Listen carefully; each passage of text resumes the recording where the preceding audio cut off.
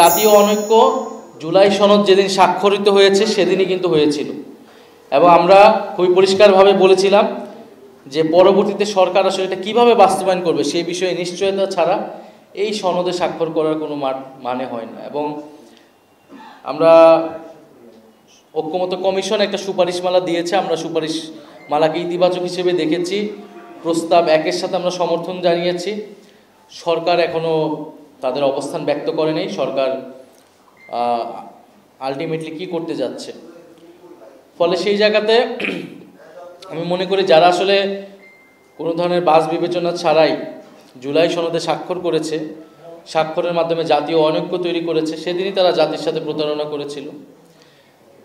ফলে এখনও সুযোগ আছে। আমরা চাই যে ঐক্যবদ্ধভাবেই এই জুলাই সনদ বাস্তবায়নের মাধ্যমে, এটার আইনি ভিত্তি দেওয়ার মাধ্যমে ফেব্রুয়ারিতে নির্বাচন হবে। তবে এখানে কিছু আশঙ্কা দেখা যাচ্ছে। আমরা যেই দাবিগুলো সামনে এনেছিলাম জুলাই সনদকে কেন্দ্র করে, এখন দেখা যাচ্ছে যে গণভোট আগে হবে না পরে হবে, নির্বাচনের সাথে হবে না নির্বাচনের আগে হবে, এইটাকে আবার প্রধান ইস্যু করে আনা হয়েছে। এটা মূলত জামায়াতে ইসলাম তারা নিয়ে আসছে এবং এটাও একটা ভুল রাজনীতি। এবং আমরা যেটা আগেও অভিযোগ করেছিলাম, যেখানে আমাদের দাবি ছিল উচ্চকক্ষে পিয়ার, দুই কক্ষে পিয়ারের দাবিটাকে এনে এটা ইস্যুটাকে ঘুরিয়ে দেওয়ার একটা চেষ্টা চালানো হয়েছে। এই একই চেষ্টা এখনও চালানো হচ্ছে।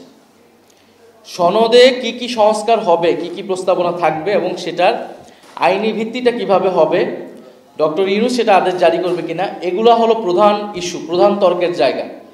এই জায়গাগুলোতে একমত হলে গণভোট আমরা ইলেকশনের দিনও করতে পারি, ইলেকশনের আগেও করতে পারি, সে বিষয়ে আমরা আলোচনা করতে পারি। কিন্তু গণভোট আগে হবে না ইলেকশনের দিন হবে, এইটাতে হচ্ছে বিএনপি জামাত আবার একটা দ্বন্দ্বে চলে গিয়েছে এবং যেই দ্বন্দ্বটা অযথা অপ্রয়োজনীয় বলে আমরা মনে করছি। ফলে আমার সার্বিক পরিস্থিতি দেখে আমাদের কাছে মনে হচ্ছে যে বিএনপি তো পুরো ঐক্যমত্য কমিশনের শুরু থেকে মৌলিক যেই বিষয়গুলো ছিল সেখানে নোট অফ ডিসেন্ট দিয়েছে, বিরোধিতা করার চেষ্টা করেছে। ফলে সংস্কারের পক্ষে তারা কতটুকু আছে এ বিষয়ে জনগণের ভিতরে প্রশ্ন আছে, আমাদের কাছেও প্রশ্ন আছে।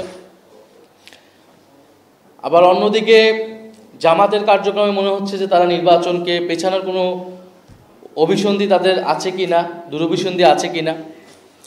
ফলে একদল সংস্কারকে ভেস্তে দিচ্ছে, আরেক দল নির্বাচনকে পেছানোর চেষ্টা করছে।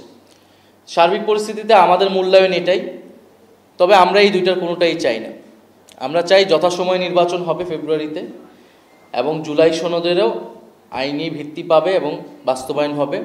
সেই জায়গায় এই দুইটি দলসহ যারা সকল রাজনৈতিক দলের প্রতি আমাদের আহ্বান থাকবে, তারা যাতে এক জায়গায় আসে ঐক্যবদ্ধভাবে আমরা এই পরিস্থিতির উত্তরণ ঘটাতে চাই।